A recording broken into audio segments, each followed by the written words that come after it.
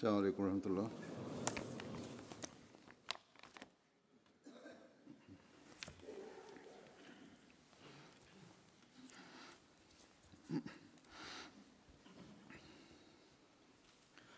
أشهد أن لا إله إلا الله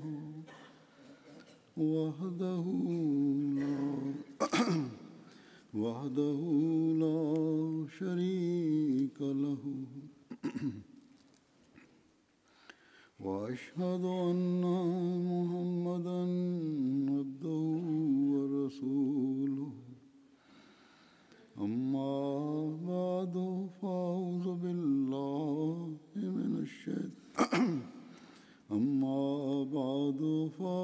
بالله من الشيطان الرجيم. بسم الله الرحمن الرحيم. الحمد لله رب العالمين الرحمن الرحيم مالك يوم الدين إياك نعبد وإياك نستعين اهدنا الصراط المستقيم صراط الذين أنعمت عليهم غير المغضوب عليهم ولا الضالين.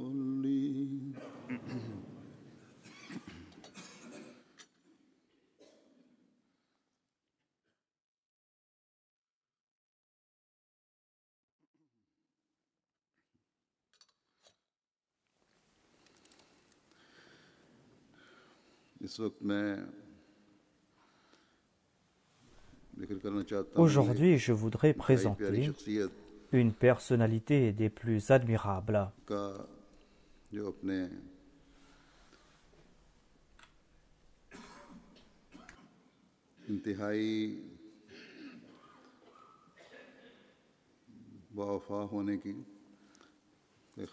Une personnalité d'une grande fidélité. Un serviteur fidèle de la communauté et qui est décédé 2 jours auparavant. Inna lillahi wa inna ilayhi raji'un. Tout être humain doit un jour quitter ce monde. Mais chanceux est celui qui essaye de vivre sa vie en accord au plaisir de Dieu.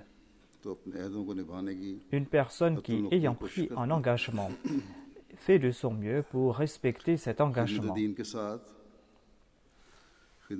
Une personne qui, tout en servant la foi, sert aussi l'humanité et qui se consacre à servir l'humanité à tout instant. Une personne qui est louée par tout un monde.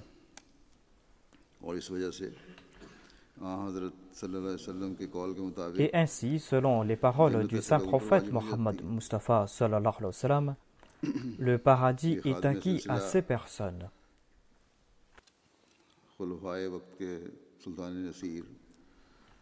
Ce serviteur de la communauté a été le sultan Nasir du calife, l'aide puissant du calife, une personne qui avait un très grand sens de l'honneur à l'égard du calife. Notre bien-aimé frère Mahmoud Ahmad Shahid Sahib, à qui on donnait le nom de Mahmoud Bengali au Pakistan. Il était jusqu'à son décès l'amir de la Jamaat de l'Australie. Et il est décédé mercredi dernier, le 23 avril. Inna lillahi wa inna ilayhi raji'un. Après son décès, la première lettre que j'ai reçue de la part d'un proche était que ou le message que j'ai reçu est que le défunt était un fidèle du califat et qu'Allah fasse que nous soyons nous aussi fidèles envers le califat. Et la réponse que j'ai donnée est que il battait comme le pouls.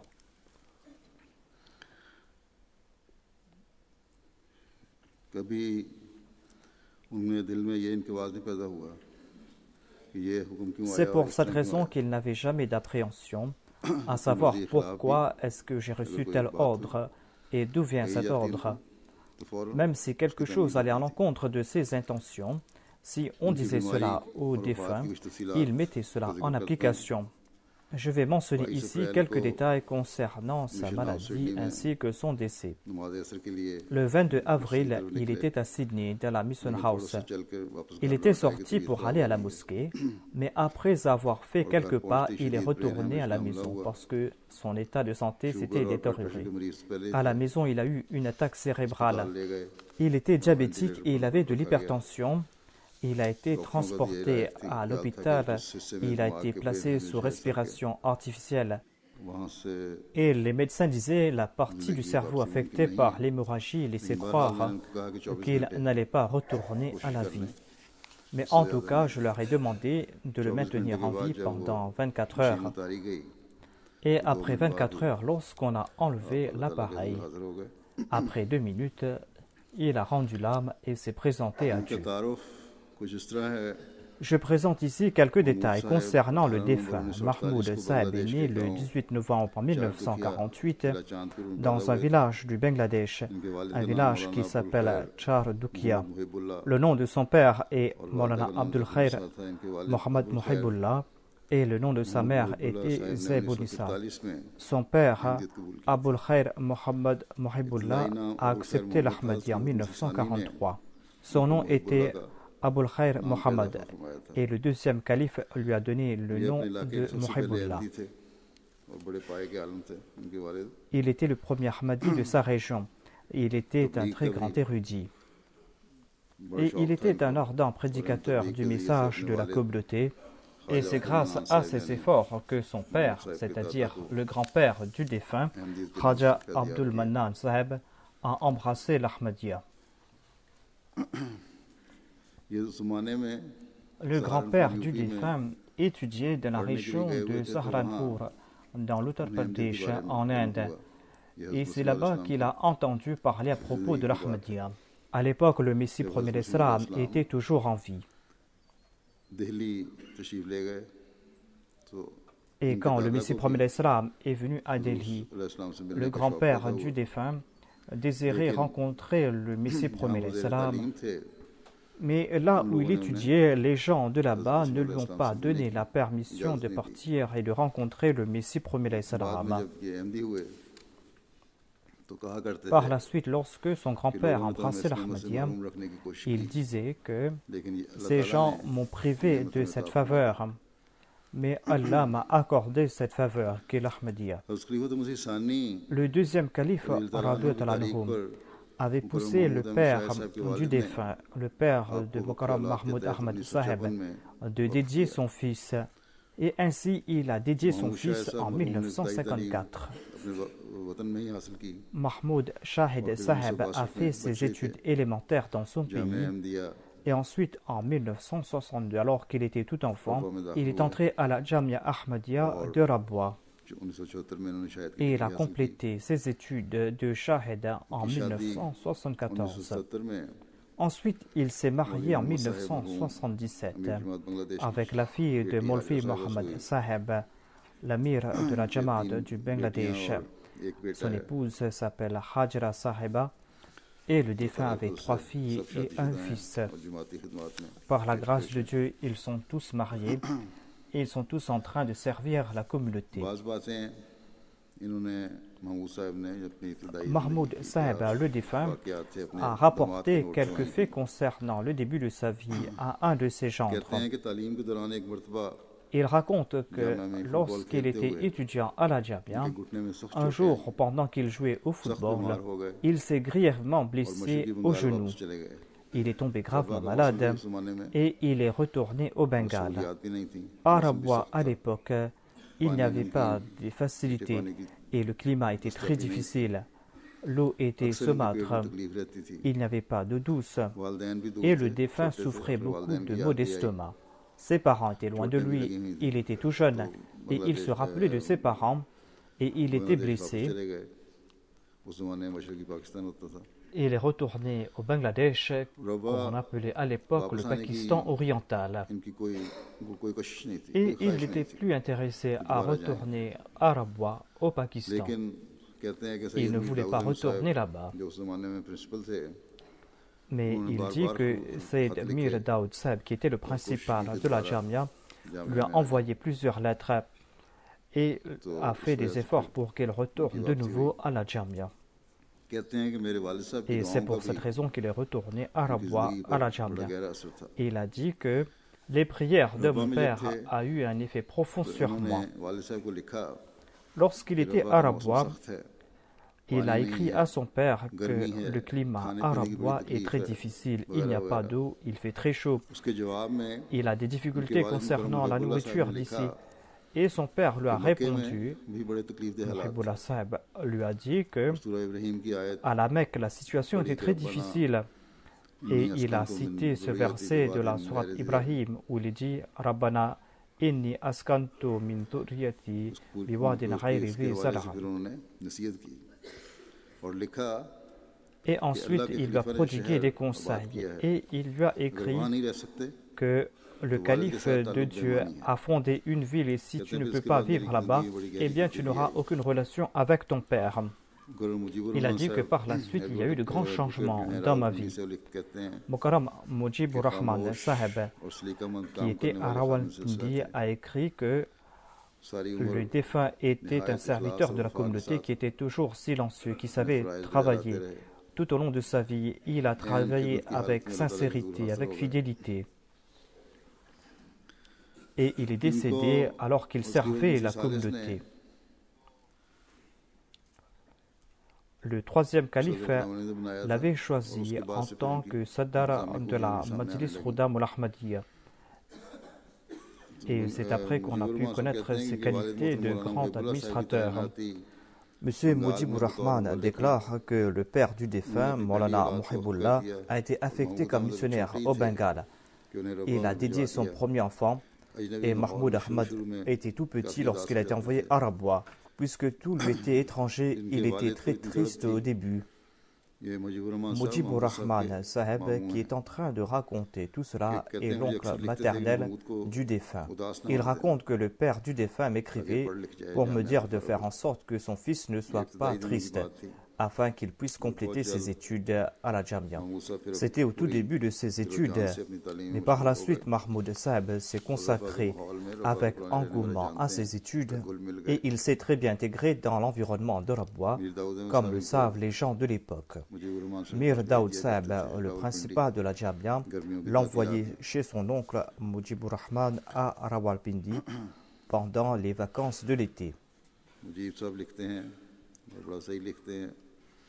Mujibur Rahman Saab a très bien décrit le caractère du défunt. Il déclare qu'il était très simple, il était d'une grande sincérité.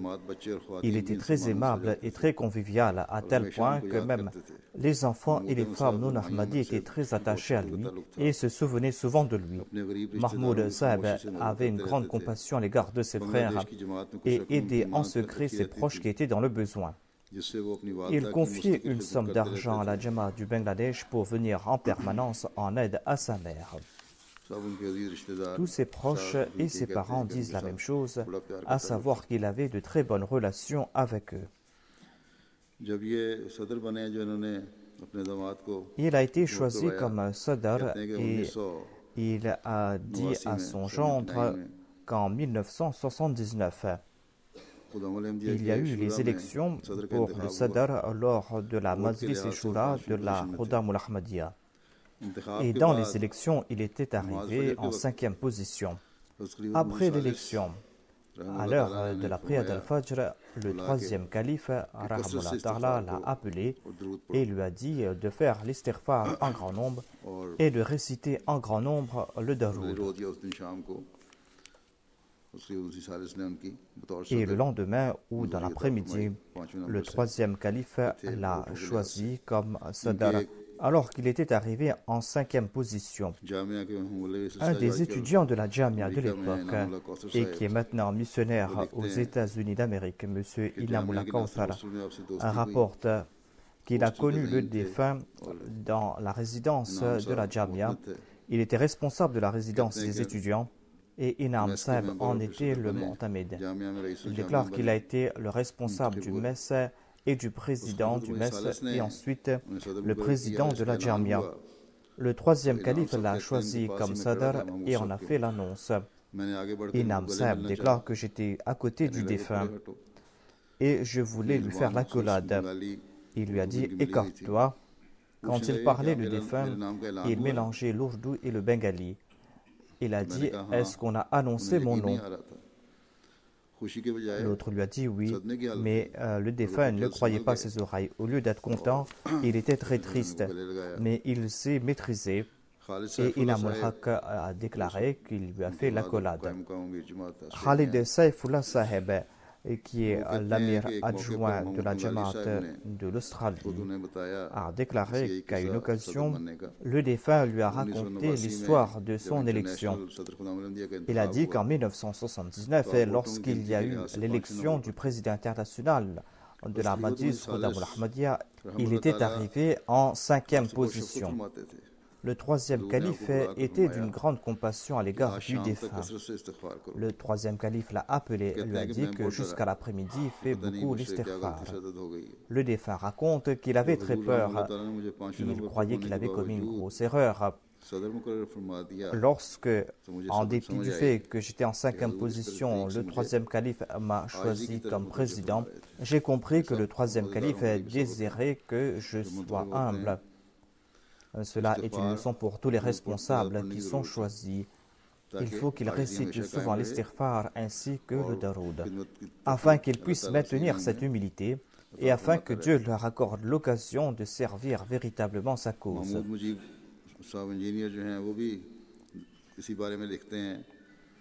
Mahmoud Mujib a raconté un incident à ce sujet. Il a déclaré que le défunt était un fidèle serviteur du califat.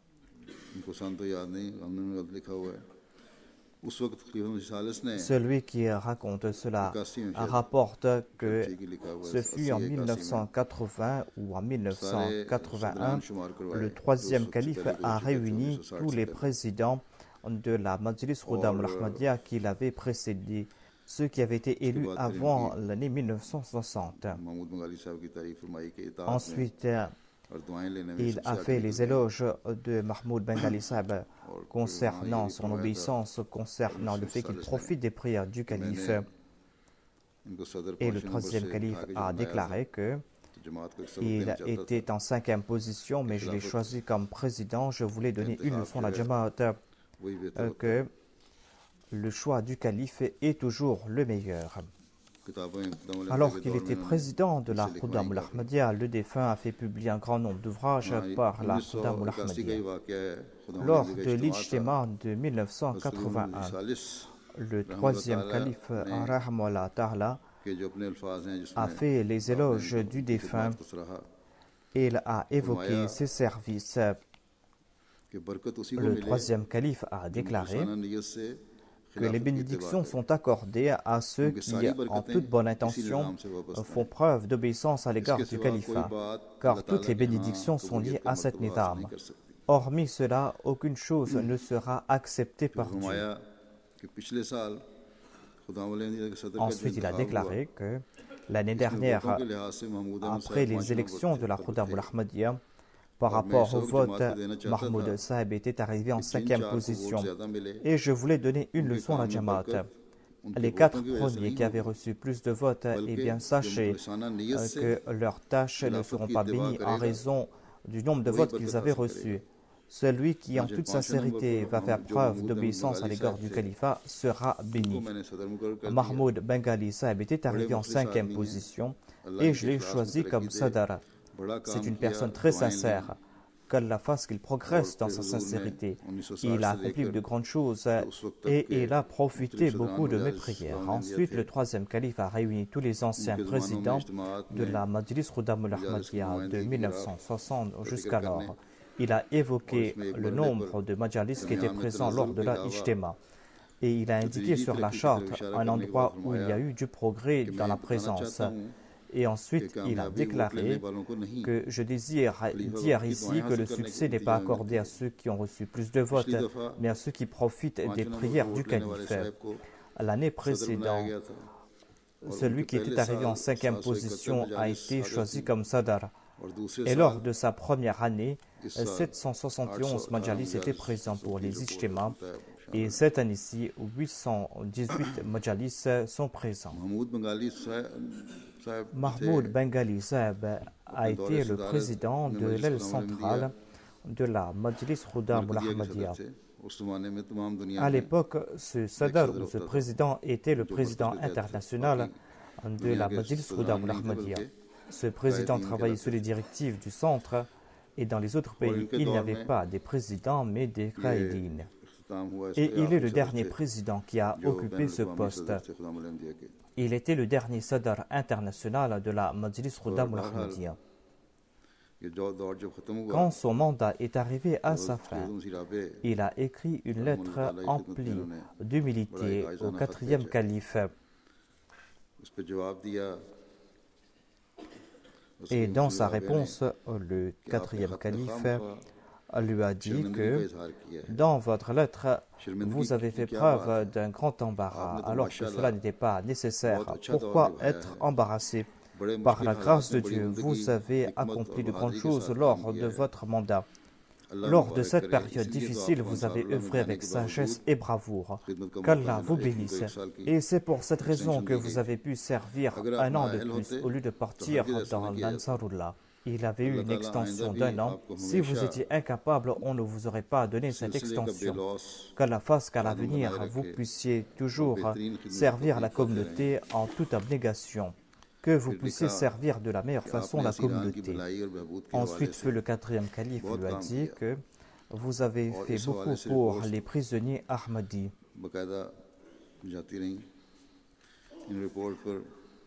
Et il avait reçu plusieurs rapports à ce sujet.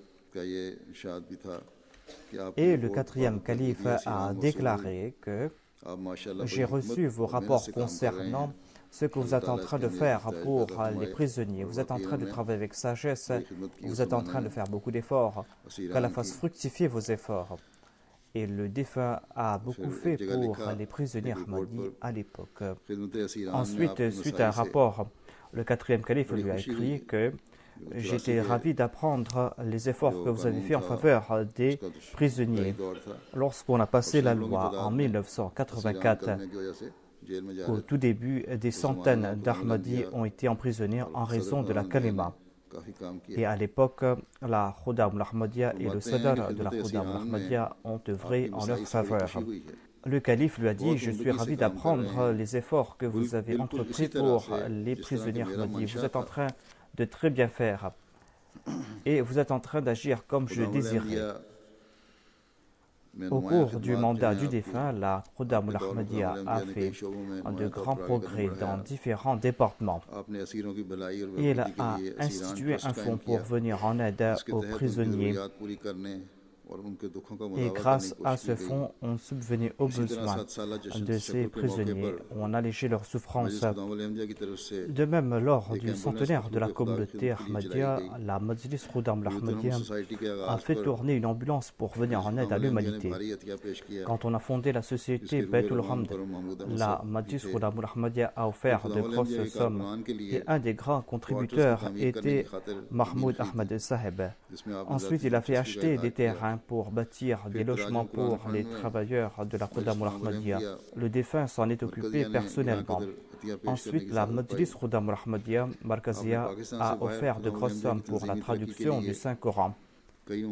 Afin de favoriser le progrès de la Majlis Khuddam al-Ahmadiyya, le défunt a fait plusieurs tournées dans différents pays. Sa plus grande tournée, il l'a fait entre le 11 juin jusqu'au 11 octobre 1987. Il a visité l'Europe, les États-Unis, l'Afrique de l'Ouest. Il a visité en tout 11 pays, parmi lesquels il y avait la Belgique, la Hollande, l'Allemagne, le Royaume-Uni, les États-Unis, la Gambie, le Sénégal, la Sierra Leone, le Libéria, la Côte d'Ivoire. C'était la première tournée de cette envergure accomplie par un président de la Majlis Khuddam al-Ahmadiyya. Ensuite, en 1889, il a visité l'Indonésie, la Malaisie et Singapour. C'est au cours de son mandat qu'on a établi la guest house de la Khuddam al-Ahmadiyya, la Mahmoud Hall de la Khuddam al-Ahmadiyya, où la Iwan Mahmoud a été incendiée et sans aucun levé de fonds, on a fait réparer cette salle et on a fait rénover cette salle.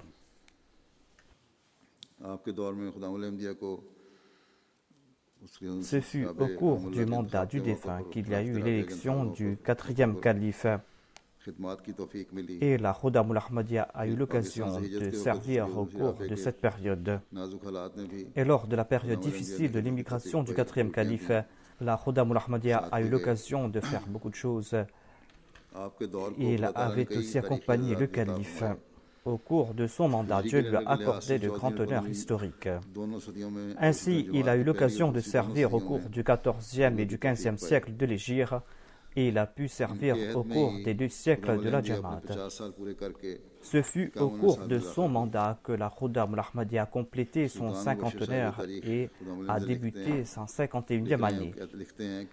Sultan al-Mubashir Sahib, qui est en train d'écrire l'histoire de la Khuddam al-Ahmadiyya, a écrit que Mahmoud Sahib disait que 2 ou 3 jours après mon élection en tant que Sadr de la Khuddam al-Ahmadiyya, j'avais très peur.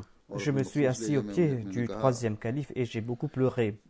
Et dans mon accent, et le défunt ne faisait pas de distinction entre le masculin et le féminin, il disait que moi je ne pourrais pas accomplir cette tâche. Mais le calife lui a dit que lorsque le calife a pris une décision et lorsqu'il a prié pour sa décision, eh bien il ne change pas sa décision. Mes prières sont avec toi, lorsque tu es en difficulté, viens me voir. Et le défunt a dit que les prières du calife m'ont toujours accompagné. Le défunt avait une relation personnelle avec les Khuddam. Il a dit que le 3e calife m'a donné ce conseil, que je ne dois pas m'asseoir pour longtemps dans mon bureau et que je devais avoir des relations personnelles avec les Khuddam. Ainsi, au lieu de s'asseoir dans son bureau, il s'asseyait à l'extérieur, puisqu'il avait les bureaux de la Khuddam al-Ahmadiyya et puisque toute l'enceinte concernait la Khuddam al-Ahmadiyya, les Khuddam passaient là et le défunt s'asseyait là-bas à l'extérieur et était toujours en contact avec ceux qui venaient dans l'Iwan Mahmoud. Il parlait avec les Khuddam sans aucune formalité. Et conséquemment, il y avait de l'unité au sein de la Khuddam et ils partageaient les souffrances des uns et des autres. Monsieur Mubashir écrit qu'un jour, nous étions dans le bureau et en train de travailler quand il fut très tard. Et Mahmoud Sahib a dit « Apportez quelque chose à manger ». Il a dit que je suis parti dans la cuisine et il n'y avait plus de repas.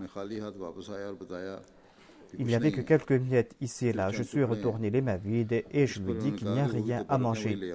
Il n'y a que des miettes, c'est tout. Et le défunt a déclaré « Apportez ce qu'il reste » et il s'en est contenté. Il n'a dit à personne d'apporter de quoi à manger, il n'a réprimandé personne. Il n'a pas dit « Pourquoi est-ce qu'on n'a pas laissé de quoi manger pour moi ?» Et il était déjà diabétique à l'époque. Et les diabétiques, des fois, ont très faim. Mais il n'a rien dit. La maison du Mu'tamid et la maison des autres travailleurs de la Khuddam al-Ahmadiyya se trouvaient dans l'enceinte de la Khuddam al-Ahmadiyya, mais il ne les a pas incommodés pour autant. Ensuite, le docteur écrit que il m'a confié la tâche d'écrire l'histoire de la Khuddam al-Ahmadiyya. Il m'a encouragé en ce sens. Le défunt parlait la langue ourdou avec un accent bengali et on voyait cela aussi dans ses écrits. Généralement, il me disait d'écrire ses lettres. En 2010, lorsqu'il était venu pour la Jalsa à Londres, il m'a demandé d'écrire quelques lettres et quelques rapports. Le docteur aussi l'avait accompagné ici. En raison de son accent bengali, on n'arrivait pas à comprendre certains de ses propos et les autres faisaient des plaisanteries à ce propos, mais jamais cela ne l'a blessé. Ensuite, le docteur a écrit que la chose la plus importante que j'ai appris avec le défunt était l'obéissance envers le calife et le fait d'accomplir ses tâches et d'user de toutes ses aptitudes pour accomplir ses tâches. Il était le confident du calife et si jamais le calife le réprimandait pour quelque chose, il disait toujours toute la vérité. Jamais il ne baissait les bras si le calife était en colère contre lui. Au contraire, il essayait de se réformer à chaque instant et il demandait toujours des directives au calife. Il priait lui-même et demandait aux autres de prier pour lui. M. Feroz Alam Saheb a déclaré que j'ai connu le défunt en 1982 lorsque j'étais à la Jamia. Je n'avais aucune expérience, j'étais à nouveau Ahmadi. Le défunt, en dépit du fait qu'il était très occupé, s'occupait toujours de moi. Au cours de la Eid, il m'invitait à la maison, m'offrait des cadeaux. Il essaie de dissiper ma nostalgie. M. Abdullah Wal Saheb a évoqué les mêmes qualités du défunt. Il a déclaré que la plus grande qualité du défunt était le fait qu'il était très proche du califat et qu'il s'était sacrifié pour le califat. Il était toujours circonspect. Il regardait toujours les qualités des autres et il était très actif. À plusieurs reprises, il m'a encouragé, moi qui étais tout enfant à l'époque. Lorsque je suis entré à la Jamia, je n'avais que 16 ans et j'ai constaté que même s'il était très loin de son pays, il était très au courant de la situation de son pays et il donnait toujours de bons conseils et priait aussi pour les autres. L'année dernière, j'ai envoyé le défunt au Bangladesh en tant que représentant pour la Jalsa Salana. Il était très content là-bas et il nous encourageait à chaque instant. Monsieur Khalid Saifullah raconte que l'Amir Saheb, le défunt, disait que lorsque nous étions partis à Rabwa, il y avait d'autres garçons qui étaient avec moi. Nous étions partis voir le deuxième calife, Radiyat al-Anhu. Le calife était allongé sur son lit, nous étions assis à même le sol à côté de lui. Le calife nous a parlé à propos de l'importance du sacrifice et du fait qu'on s'est dédié pour la cause de Dieu. Il a posé sa main sur moi, car j'étais le plus proche de lui. Telle fut la sagesse de Dieu. Les autres garçons ont quitté le Pakistan en raison de ce climat qui était très difficile. Ils sont retournés chez eux. Je suis resté le seul à compléter mes études et à travailler pour la cause de Dieu. Et cela, c'était suite aux bénédictions de la main du calife qui était posée sur moi. Khalid Saifullah Saheb rapporte aussi que le défunt était une personne très intelligente. Il savait comment établir des relations avec les autres, comment respecter ces relations et comment utiliser ces relations pour la Jamaat. Et conséquemment, les Ahmadis ont pu facilement s'établir en Australie. Avant que le défunt ne s'établisse en Australie, il n'y avait que quelques centaines d'Ahmadis en Australie. Maintenant, ils sont des milliers. Et cela ne cesse d'augmenter. Et suite aux directives du quatrième calife, il a fait établir les Ahmadis dans toutes les grandes villes de l'Australie. Ainsi, dans le capital de chaque État, il y a des jamaats très bien établis et on y a bâti des belles mosquées et des mission house. À Sydney, en sus de la mosquée Baitul Mahdi, il y a aussi la salle du centenaire du califat. Il y a aussi la Mission House, il y a aussi un guest house qu'on est en train de bâtir. À Brisbane aussi, on a bâti une mosquée. À Melbourne, il y a une mosquée. À Adélaïde, il y a un centre pour la Jamaat. Et on était en train de faire des démarches pour acheter un terrain pour bâtir une mosquée à Canberra. Ainsi donc, la Jamaat de l'Australie a fait de grands progrès au cours de son mandat. Le secrétaire Tarbiyat de la Jamaat de l'Australie, M. Imran Hassan Saheb, a écrit que En 1991, l'Amir Saheb a été choisi comme Amir et en tant que missionnaire en charge. Et au cours de son mandat, il a complété de très grands projets. Alors qu'il n'y avait pas grand nombre d'Ahmadis à l'époque. Après ma tournée de 2005, il a fait bâtir 2-3 nouvelles mosquées et la salle du centenaire.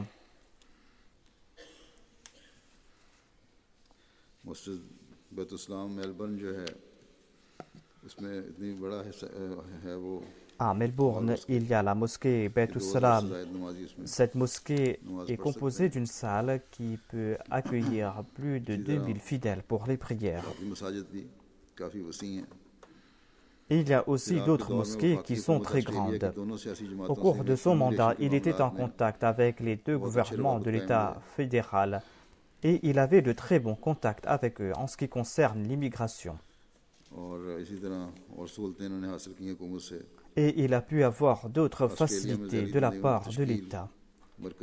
Et ensuite, il a organisé les départements auxiliaires de l'Australie selon la structure présentée par le centre. Et il a établi une relation de fraternité entre les Ahmadis de différentes origines en Australie. En Australie, il n'y a pas que les Pakistanais, il y a aussi des Ahmadis des Fidji, des Ahmadis d'origine africaine, d'origine australienne. Il a fait naître la fraternité entre eux tous. Et il a confié les tâches à chacun d'entre eux et en a fait des responsables et il les a fait travailler selon les aptitudes. Voilà les qualités d'un bon administrateur et les autres aussi doivent mettre cela en pratique.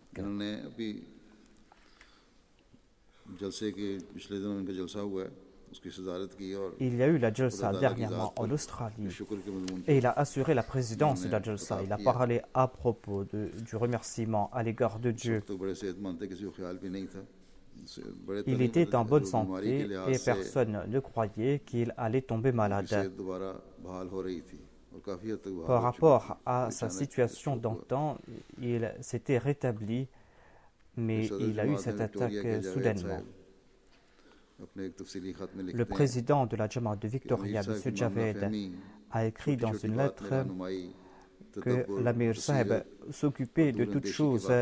Il était doué d'une grande vision et d'un grand discernement. Et c'est quelque chose que tout le monde a constaté. L'Amir Saheb avait une vieille voiture.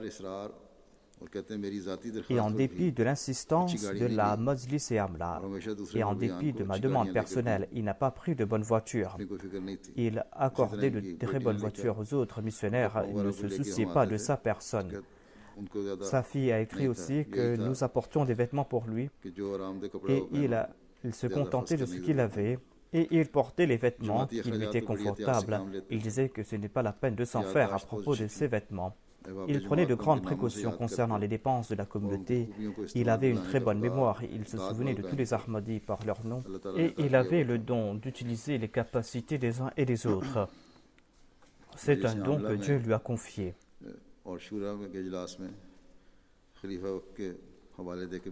Lors des Majlis et Amla et de la Shura, il citait le calife. Quelqu'un a dit qu'il y a eu le tournement de cricket ici. Cette personne devait venir pour ce tournement. Mais en raison d'une tempête, son vol a été annulé. Il n'a pas pu venir pour le tournement. L'Amir Saheb lui a dit qu'il doit certainement partir là-bas, même s'il ne peut pas participer dans le tournement, cela ne fait rien. Le but premier, c'est de rencontrer le calife. S'il a pu rencontrer le calife, eh bien, il a pu atteindre le but de ce tournement, lui a-t-il dit.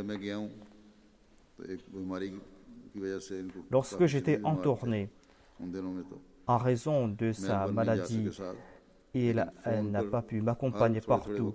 Il ne m'a pas pu m'accompagner à Melbourne, mais il téléphonait de temps en temps pour demander quelle était la situation. L'Amir Saheb, dans ses discours, encourageait les Khuddam, les Ansar et les Lajna de s'acquitter de leurs devoirs et nous avons vu les résultats de ses conseils. Il s'occupait très bien des étudiants qui venaient de l'extérieur. Et il accordait prééminence à la situation des familles des martyrs sur toute autre chose. Il accordait priorité à la situation des familles des martyrs. Lorsqu'on imposait des restrictions sur certaines personnes, il disait que cela me brise le cœur et il faisait tout pour faire pardonner les personnes concernées. L'Amir Saheb était une pierre angulaire dans la fondation de la Jamaat Ahmadiyya de l'Australie. Le défunt était à la base de la structure de la Jamaat Ahmadiyya de l'Australie.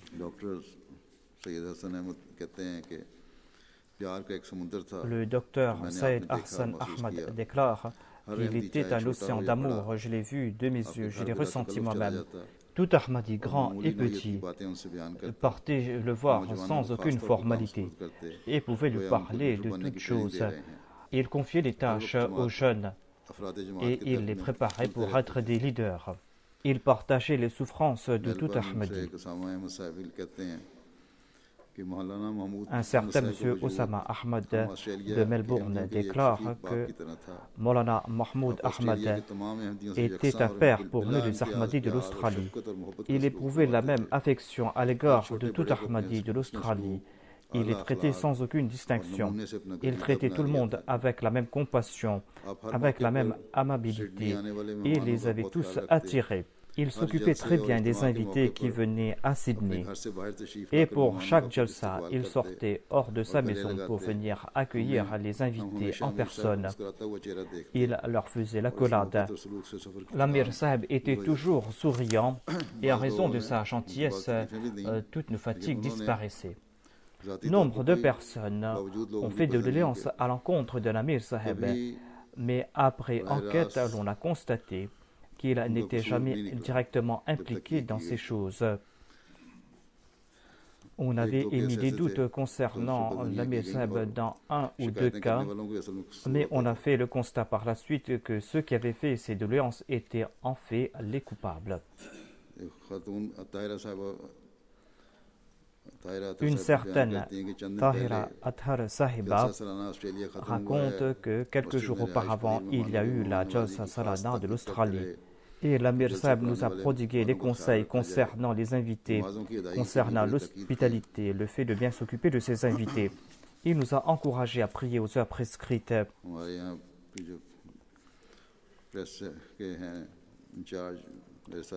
Il y a le responsable de la presse qui m'a accompagné au cours de cette tournée, M. Abid, et il a déclaré que lors de cette tournée en Australie, j'ai eu l'occasion de rencontrer et de voir Mahmoud Bangali Saheb. En dépit du fait qu'il était en mauvaise santé lors de cette tournée, il était vigilant concernant toutes choses. Par exemple, à 2 reprises, pour 2 nuits consécutives, on nous a offert le même légume pour le dîner. Nous n'avions pas remarqué cela nous-mêmes, mais l'Amir Saheb avait noté cela. En dépit de sa maladie, il est parti dans la cuisine. Il est parti voir les responsables et leur a demandé s'il n'y a pas d'autres légumes. C'est ainsi qu'il s'occupait de ses invités. En sus de cela, il était d'une grande humilité. En dépit de sa connaissance et de ses expériences, il me demandait des conseils à moi, dit M. Abid. Il n'avait aucune gêne à me demander des conseils à ce sujet. Il respectait la Nizam Jamaat et avait un très grand amour pour le califat. M. Zartash Munir, l'Amir Saheb de la Norvège, a écrit que quand le défunt était Sadr de la Khuddam al-Ahmadiyya, j'étais moi-même le caïd de la province de Karachi. Au cours de cette période très difficile, il était un président qui a eu de grands succès. C'était la période entre 84 et 86. Quand la situation s'est empirée, on a confié à la Jamaat de Karachi la gestion des organisations auxiliaires du Sindh et du Baloutchistan. Quand quelqu'un tombait en martyr dans le Sindh, eh bien le défunt Mahmoud Saheb ou un de ses représentants arrivait là-bas avant le représentant de la Jamaat de Karachi. Dans cette situation très difficile, il a fait preuve d'une grande bravoure et il a beaucoup œuvré. Il a pu résoudre des situations très difficiles avec une grande bravoure.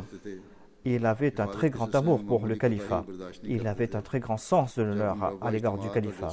Il ne pouvait endurer la moindre négligence concernant la sécurité. Lorsque nous partions à Rabwa pour la Jalsa, il nous traitait avec un grand amour. Malik Akram Saheb, qui est missionnaire ici, a déclaré que j'ai connu le défunt alors que j'étais étudiant. Et nous avons fait une tournée avec le défunt à Rawalpindi. Il a prononcé des discours dans chaque majlis. Il a cité des versets du Saint-Coran, des hadiths, des écrits du Messie premier l'Islam et les propos des califes. Il avait mémorisé tout cela et un grand responsable de Rawalpindi a déclaré lors d'une jalsa que cet enfant, c'est-à-dire le défunt, aura de grandes responsabilités à l'avenir. À l'époque, il n'était que dans la 3e année de la Jamia. Akram Saheb a déclaré que j'ai travaillé avec le défunt dans son comité pendant 5 ans, alors qu'il était président. C'était une personne d'une grande perspicacité, d'un grand entendement. Il était d'une grande humilité. C'était une personne très aimante. Il travaillait beaucoup lui-même et attendait que les membres de ce comité en fassent de même. Il était très brave. M. Akram déclare que je me souviens qu'un jour, un officier de police, fauteur de troubles, a été affecté à Rabwa. Il a commencé à mettre des restrictions sur les Ahmadis de là-bas. Mahmoud Saheb, en tant que président de la Qudam al-Ahmadiyya, est parti le rencontrer et il lui a parlé avec bravoure que l'autre a capitulé et il a enlevé ses obstacles.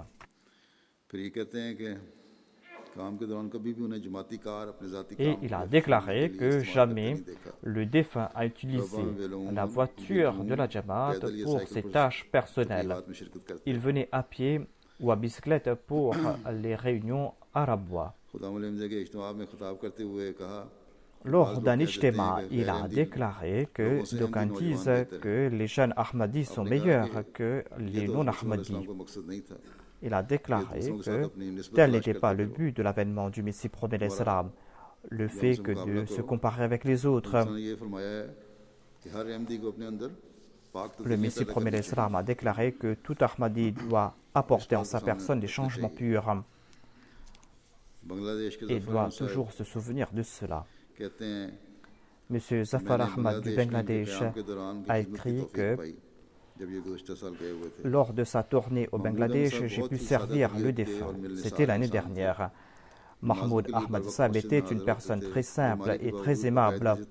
Il venait à la prière aux heures prescrites. En dépit de sa maladie, il accomplissait la prière Tahajjud régulièrement.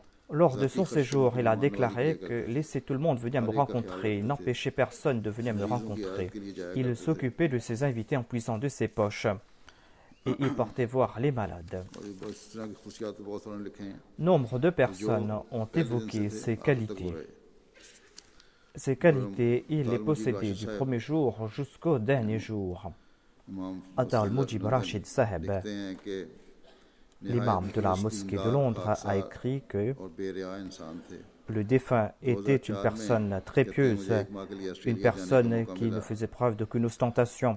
En 2004, j'ai eu l'occasion de partir en Australie. Au cours de cette tournée, j'ai connu ses grandes qualités. La première de ces qualités était son amour pour le califat, son obéissance à l'égard du califat. Et le matin, lors de nos tournées, il mentionnait cela. Il parlait à propos de la Jamaat et des relations entre les Ahmadis et la Jamaat. Et avec grande peine, il disait qu'il y a encore beaucoup de faiblesses. Et avant de partir pour une tournée, il évoquait les points vers lesquels je devais attirer l'attention des membres de la Jamaat. M. Khalid Ahmad Saheb, le responsable de la Russian Desk, a écrit que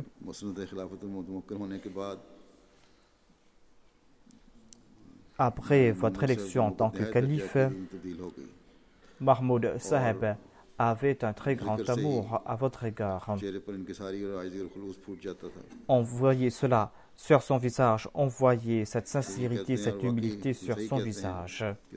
Il a déclaré que je peux dire sans aucune exagération qu'à notre époque, il y a très peu de personnes qui puissent faire preuve d'une telle humilité, d'une telle simplicité et qui soient aussi fidèles envers le califat. Un autre proche a écrit que Un jour, il était assis à côté du défunt, l'Amir Saab, quand quelqu'un lui a téléphoné. C'était un membre de la Jamaat de l'Australie et qui voulait convaincre l'Amir Saab concernant quelque chose et qui a utilisé des paroles très dures. Cette personne disait que j'ai raison. L'Amir Saab a essayé de le convaincre du contraire, mais l'autre s'est mis en colère davantage. Il a déclaré que je vais envoyer un rapport au calife. En tout cas, à la fin, l'Amir Saab, avec grande peine, a dit que ces personnes commettent des erreurs et ensuite, ces personnes sont la cause des soucis pour le calife. Comme je l'ai dit, nombre de personnes ont dit cela, c'est-à-dire que le défunt ne se souciait pas si il sera réprimandé par le calife. Il disait toujours la vérité, il présentait tout en toute justice. Il disait aux jeunes que nous ne sommes que des pièces, c'est la Jamaat de Dieu, c'est Dieu lui-même qui s'occupe de sa Jamaat. Si vous avez l'occasion de servir, eh bien profitez de cette occasion et servez la communauté.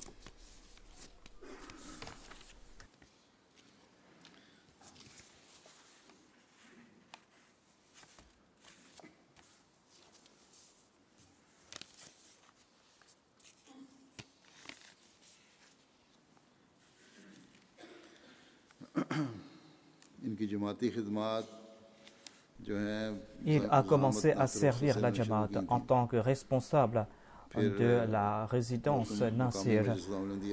Ensuite, il a été Muhtamim de la Majlis Khudam al-Ahmadiyya de Rabwa de 1977 jusqu'en 1979.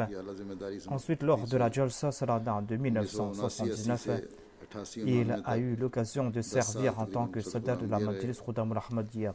De 1979 jusqu'en 1989, il a été le soldat de la Majlis Khudam al-Ahmadiyya et il était le dernier président international de la Khudam al-Ahmadiyya. Ensuite, on a divisé les différentes majalis et il a travaillé dans la Islah Irshad. Et au cours du 4e califat, lorsqu'on a établi le département central de l'audiovisuel, on lui a confié cette tâche en novembre en 1983. Et en 1984, il a servi en tant que responsable de l'audiovisuel. Par la suite, ce département a été dissous. Et par la suite a débuté la MTA. Et il avait pour tâche à l'époque de transmettre les cassettes des sermons. Et ensuite, la MTA a pris la relève. Et depuis le 28 juin 1991 jusqu'à son dernier souffle, il a servi en tant que l'amir de la Jamaat de l'Australie. Qu'Allah lui accorde sa grande miséricorde, qu'Allah exalte son statut et ne cesse d'exalter son statut. Certainement, c'est une personne qui a servi en toute abnégation et une personne qui possédait de grandes qualités, qui a usé de toutes ses capacités afin de servir la Jamaat. Il ne se souciait pas de sa santé, il ne se souciait pas non plus des obstacles qui pouvaient entraver les œuvres de la Jamaat. Au cours de ma dernière tournée en Australie, en dépit de sa grande maladie, il était toujours là et il s'occupait personnellement de toutes choses. Lorsque je suis sorti de l'avion, il était devant. En voyant sa situation, j'étais très soucieux. Il souffrait des maux de rein et les os de sa colonne vertébrale étaient dans un mauvais état. Selon les médecins, pareils malades doivent se reposer. Mais il ne s'est pas soucié du repos. Il a dit, c'est la tournée du calife, comment puis-je m'asseoir sans rien faire? Lorsque je suis sorti de l'aéroport, je suis entré dans la voiture. L'amir adjoint conduisait la voiture. Je lui ai dit que j'ai constaté que l'amir Saab est très malade et très faible. Je n'avais pas connaissance de sa souffrance à l'époque. C'est par la suite que j'ai connu sa situation lorsque j'ai parlé avec les médecins de là-bas, comment, en dépit de ses souffrances, il se mettait en difficulté et marchait à droite et à gauche. Non seulement cela, mais il s'est occupé personnellement de toutes choses qui concernaient cette tournée que j'ai accomplie. दौरे के दौरान Un jour, pressure भी बहुत बढ़ गया। il était ख्याल souffrant ये हुआ कि et, स्ट्रोक ना हो या et दिल के sa हमला ना हो। tension artérielle a हालत augmenté. इंतहाई खराब थी। Et on अस्पताल pensait लेकर गए, qu'il allait avoir une crise चंद घंटे cardiaque ou une अस्पताल में attaque. रहे Sa situation était très difficile. Il a été और transporté घर à आने की इजाज़त l'hôpital. दे Il दी est resté à अस्पताल वालों l'hôpital ने। pour quelques heures et les médecins lui ont donné la permission de और retourner à la maison इस par मर्द la मुजाहिद suite. ने घर आते ही फिर दोबारा काम शुरू कर दिया। Mais ce brave homme, एक शहर में तो मेरे en साथ दौरे retournant पे à la जा नहीं maison, सके, commençait à travailler सब de बड़ा गम से nouveau. जिक्र करते थे। Il n'a pas pu दूसरी m'accompagner जगह dans तकलीफ के une ville. बावजूद Il était très के triste pour cela. बावजूद उसके कि मैंने कहा ना Et जाएं, dans un autre cas, लेकिन en dépit de ses souffrances, il m'a accompagné alors que je ये lui ai गए dit de ne साथ pas और m'accompagner. तमाम जो प्रोग्राम थे बड़े हेक्टिक और सख्त Mais il प्रोग्राम m'a थे। accompagné et il अपने était साथ साथ resté रहे, là हर en वक्त मौजूद dépit रहे, de ce निगरानी programme करते très रहे। chargé. Il अपनी était फिक्र toujours भूल कर présent, il surveillait tout de मेरी très फिक्र थी près. कि किसी किस्म की तकलीफ ना हो Il ne se souciait pas और de sa तमाम personne, प्रोग्राम il se बास न हो souciait de जाएं। moi. Attention que je और सिर्फ souffre यही d'une नहीं कि manière मेरी ou फिक्र d'une थी, autre. बल्कि Il voulait que tous les काफिले के programmes se अफराद fassent थे, dans उनकी les भी meilleures फिक्र थी। conditions. Il ne se उनका भी souciait ख्याल pas आता, uniquement बार de ma बार personne, mais il se इस बात का souciait इजहार aussi des करते थे membres de ma कि délégation. तुम लोगों को सही ख्याल Et नहीं il रख सका répétait à chaque instant और ये सिर्फ que फिक्र j'ai इस pas वजह pu से थी m'occuper de vous de la meilleure कि façon काफिले के अफराद possible. की वजह से Il खलीफा était वक्त की soucieux à तकलीफ ना cet हो। égard. Attention que si les membres de la délégation étaient en difficulté, cela allait peiner le calife. बल्कि मुझे तो फिक्र उनकी रही दौरान दौरा कि उनकी तबीयत खराब ना हो जाए। Moi, au cours de cette tournée, je me souciais de बहरहाल sa दौरे के personne. दौरान ही Attention que sa तबीयत बेहतर santé होनी शुरू हुई ne और आहिस्ता détériore. आहिस्ता काफ़ी बेहतर हो गई। Mais en tout cas, गुज़श्ता sa दिनों उनका जलसा situation हुआ, s'était शुरा हुई, rétablie. उसमें उन्होंने भरपूर Il हिस्सा avait लिया। repris des forces.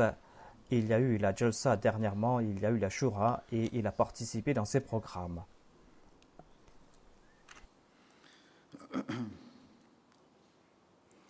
मैंने खुदा अहमदिया में उनके तहत काम किया है। Moi-même, j'ai eu l'occasion de travailler खुले हाथ sous le से défunt अपने मातहतों lorsqu'il से était président de la Khuddam al-Ahmadiyya. काम लिया करते C'était थे, une काम करने का personne उनको qui मौका savait देता faire था travailler ses और फिर subalternes. कदरदानी भी करते थे Il accordait l'occasion aux autres de travailler और et खिलाफत il के était भी ऐसे reconnaissant सुल्तान ऐसी envers eux.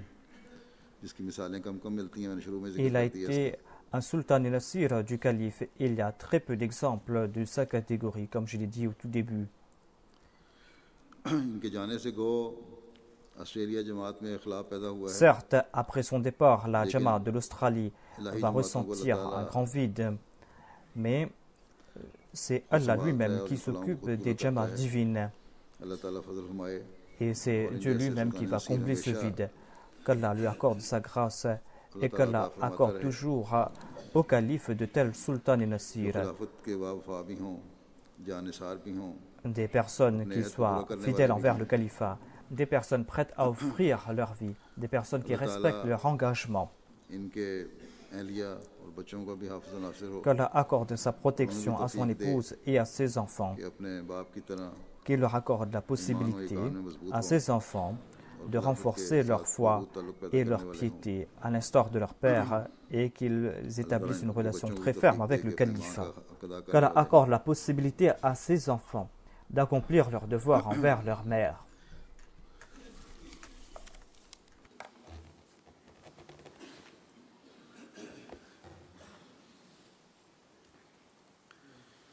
अभी नमाज जुमा के बाद इंशाल्लाह नमाज जनाजा गायब भी इनका पढ़ाऊंगा। Après la prière de Juma, je vais diriger sa prière funéraire.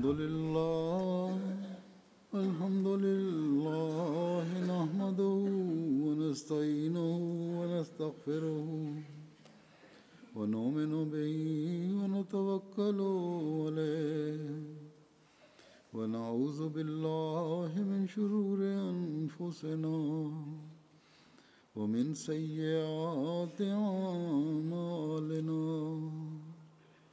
من يهده الله فلا مضل له ومن يضلل فلا هادي له ونشهد أن لا إله إلا الله ونشهد أن محمدا عبده ورسوله عباد الله رحمكم الله إن الله يأمر بالعدل والإحسان وإيتاء ذي القربى وينهى عن الفحشاء والمنكر والبغي يعظكم لعلكم تذكرون اذكروا الله يذكركم وادعوه يستجب لكم ولذكر الله أكبر